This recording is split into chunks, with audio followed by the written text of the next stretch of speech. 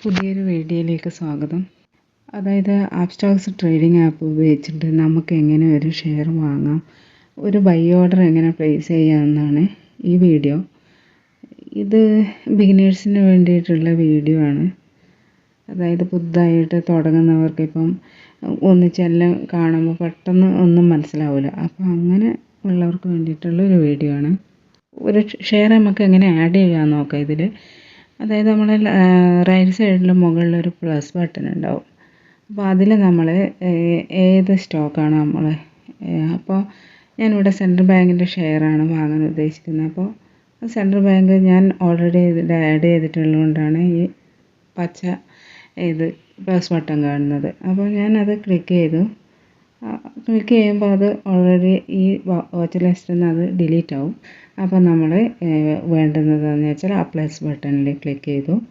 അപ്പോൾ central bank നമ്മൾ type ചെയ്ത് കൊടുക്കുമ്പോൾ സെൻട്രൽ നിന്ന് അടിക്കുമ്പോൾ തന്നെ ഓൾറെഡി ആ ഇത് വരും, സെൻട്രൽ ബാങ്ക്. അപ്പോൾ NSE BSE എന്നുണ്ടാവും. അതിൽ നമ്മൾ NSE ആണെങ്കിൽ നാഷണൽ സ്റ്റോക്ക് എക്സ്ചേഞ്ച്, പിന്നെ Bombay stock exchange NSE select ചെയ്ത് കൊടുക്കുന്നു. ഇപ്പോൾ ആ ഷെയറിൻ്റെ ഇതിൽ ആഡായിട്ടുണ്ട്. ഇത് ആഡായി കഴിഞ്ഞാൽ നമ്മളത് ഏറ്റവും മുകളിൽ ലാസ്റ്റിൽ നമ്മൾ ആഡ് ചെയ്യുന്നത് മുകളിലായിട്ട് ഇങ്ങനെ വരും. ഇപ്പോൾ കണ്ടോ, ടിക്ക് ചെയ്ത് ഇവിടെ ബാങ്ക് ഇത് സെൻട്രൽ ബാങ്കിൻ്റെ ഷെയറിൻ്റെ അതിൽ നമ്മൾ ക്ലിക്ക് ചെയ്യുക. അപ്പോൾ ഇങ്ങനെ ഒരു ഇൻ്റർഫേസ് വരും. അപ്പോൾ ഇതിൽ താഴെ റൈറ്റ് സൈഡ് ലെഫ്റ്റ് സൈഡിൽ ഗ്രീൻ കളറിൽ കാണുന്നതാണ് ഉള്ള ബൈ ഓപ്ഷൻ. ഇതിപ്പോൾ നമ്മൾ സ്ക്രോൾ ചെയ്ത് താഴേക്ക് പോയാൽ ഈ ഷെയറിനെ കുറിച്ചുള്ള ഡീറ്റെയിൽസ് എല്ലാം ഇതിൽ തന്നിട്ടുണ്ടാവും. അപ്പോൾ നിങ്ങൾക്ക് അത് വായിച്ചു നോക്കാം.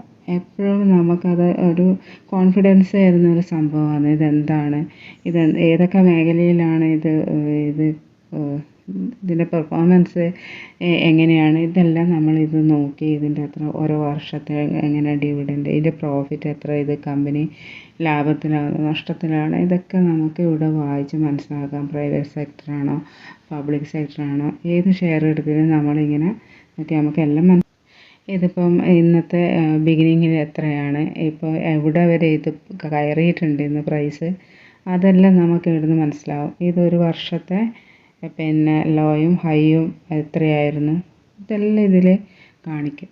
ഇതെല്ലാം മനസ്സിലാക്കിയിട്ട് നമ്മളിപ്പോൾ ഇന്ന് വാങ്ങാൻ പോകുമ്പോൾ ഇതിൻ്റെ പ്രൈസ് എത്ര കൂടിയ ടൈമിലാണെങ്കിൽ അത് കുറഞ്ഞു വരാൻ വേണ്ടിയിട്ട് നമുക്ക് ഓർഡർ കൊടുത്ത് വെച്ചിട്ട് കുറയുമ്പോൾ വാങ്ങാൻ പറ്റും. ഇതിപ്പം ബൈ ഓർഡർ, അത് ഈ പച്ച ബട്ടൺ ഇത് നമ്മൾ ക്ലിക്ക് ചെയ്യണം.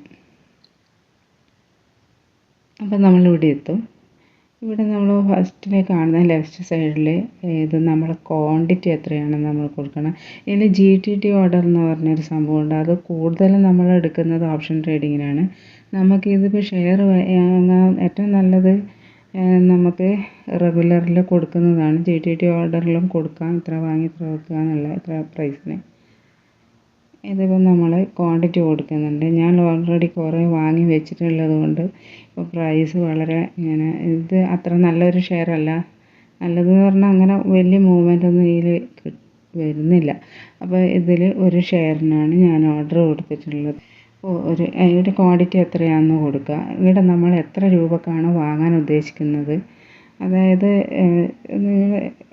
ഇപ്പം നമ്മൾ മാർക്കറ്റിൽ ഇപ്പോൾ ഇതിനൊരു 58 രൂപയാണ് നോക്കുക. നമ്മൾ ആ പ്രൈസിന് തന്നെ വാങ്ങണമെന്നില്ല. നമുക്കൊരു ഇത് നോക്കുമ്പോൾ ഇപ്പോൾ രാവിലെ ഇത് സ്റ്റാർട്ടിങ്ങിൽ ഇപ്പം അധികം വില കൂടിയിട്ടുണ്ടാവുക ഏത് ഷെയറിനും.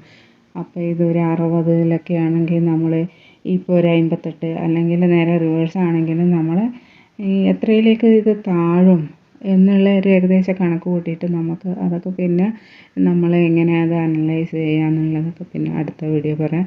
അപ്പോൾ നമ്മൾ ഒരു ഏകദേശം നിങ്ങൾക്ക് തോന്നുന്ന ഒരു വില എത്രയിലേക്ക് താഴുമായിരിക്കും എന്നുള്ള ചിന്തയിൽ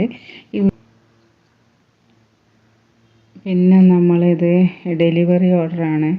അതായത് ഇന്ന് വാങ്ങിയിട്ട് പിന്നെ എപ്പോഴെങ്കിലും തോന്നുമ്പോൾ വിൽക്കുന്ന ഇതാണ്.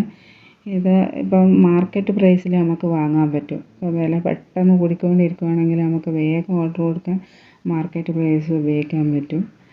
പിന്നെ നമ്മൾ ലിമിറ്റ് ഓർഡർ ആണെങ്കിൽ നമ്മൾ തീരുമാനിക്കുന്ന ഒരു പ്രൈസ്, ഇതാണെങ്കിൽ എനിക്ക് ഇത്ര രൂപ ലാഭത്തിന് കൂടുമ്പോൾ വിൽക്കാമെന്ന് കണക്കാക്കി നമ്മളൊരു പ്രൈസ് ഇതാക്കുമല്ലോ, അതാണ് ലിമിറ്റ് ഓർഡർ. നമുക്ക് ഇഷ്ടമുള്ള പ്രൈസ് കൊടുക്കുന്നത്. അതിനും പിന്നെ ഇത് എക്സ്ചേഞ്ചിൻ്റെ ഒരു ഇതുണ്ട്. അതായത് എത്ര വരെ ലോ എത്ര ഹൈ എന്നുള്ളൊരിതുണ്ട്. അതിൻ്റെ ഉള്ളിൽ നമുക്ക് ഇഷ്ടമുള്ള ഒരു പ്രൈസ് കൊടുക്കാൻ പറ്റും. പിന്നെ ഡെലിവറി ഓർഡറാണ് കൊടുക്കുന്നത്. ഇന്ന് വാങ്ങിയിട്ട് നമുക്ക് പിന്നെ ഇതിന് വില കൂടുമ്പോൾ വിൽക്കാൻ പറ്റുന്ന ഒരു സംഭവം, അതാണ് ഡെലിവറി. പിന്നെ ഇൻട്രാഡേ എന്ന് പറഞ്ഞാൽ ഇന്ന് വാങ്ങി ഇന്ന് തന്നെ വിൽക്കണം, അത് അങ്ങനെയാണ്. പിന്നെ നമുക്കത് വേണമെങ്കിൽ അത് കുറച്ച് കഴിഞ്ഞിട്ട് അതിൻ്റെ ആ ഓപ്ഷൻ ചേഞ്ച് ചെയ്ത് ഡെലിവറിയിലേക്ക് മാറ്റാൻ പറ്റും. പക്ഷേ ആദ്യം ബൈ ഓർഡർ ക്വാണ്ടിറ്റി കൊടുക്കുക, പിന്നെ എത്ര രൂപക്കാണ് വാങ്ങാൻ ഉദ്ദേശിക്കുന്നത് അത് കൊടുക്കുക, പിന്നെ ഡെലിവറിയിലേക്ക് അത് വെക്കുന്നു നമ്മൾ. എന്നിട്ട് നമ്മൾ ഈ താഴെയുള്ള റിവ്യൂ ബട്ടണിൽ ക്ലിക്ക് ചെയ്തിട്ട് ഒന്നും കൂടെ വാച്ച് ചെയ്യണം. അടിച്ച പൈസ ഏതെങ്കിലും മാറിപ്പോയോ, ഇനിയിപ്പം 55 വരെ 155 അടിച്ചു പോയിട്ടുണ്ട്. അപ്പോൾ നമ്മളൊന്ന് അത് എന്തായാലും റിവ്യൂ ചെയ്തിട്ട് നമ്മൾ ബൈ ഓർഡർ നമ്മൾ കൊടുത്ത പ്രൈസും ക്വാണ്ടിറ്റിയും എല്ലാം നമ്മളൊന്നും കൂടി വാച്ച് ചെയ്തതിന് ശേഷം നമ്മൾ ഓർഡർ സബ്മിറ്റ് ചെയ്യണം. ഇപ്പം നമ്മൾ ഓർഡർ കൺഫേം ആയിട്ടുണ്ടാവും. അതായത് ഇനി നമ്മൾ സെറ്റ് ചെയ്ത പ്രൈസിലേക്ക് വില എത്തുമ്പോൾ ഈ ഓർഡർ ഓട്ടോമാറ്റിക്കായിട്ട് ആയിട്ടുണ്ടാവും. അപ്പം പിന്നെ നിങ്ങൾ എപ്പോൾ ഉദ്ദേശിക്കുന്ന ആ ഒരു വിലയിലേക്ക്, അതായത് കുറച്ച് കൂടുതൽ നിൽക്കുന്ന ആ ഒരു ടൈമിൽ നമ്മൾ ഇതിന് മാക്സിമം എത്രയാണ് പോകുകയെന്നൊക്കെ ഇതിലുണ്ടാവുമല്ലോ. അപ്പം നല്ലൊരു ഹൈക്ക് ഇല്ലാത്ത സമയത്ത് ഏകദേശം ഒരു പ്രോഫിറ്റ് കിട്ടുമ്പം ഇത് നമ്മൾ സെല് ചെയ്യുക.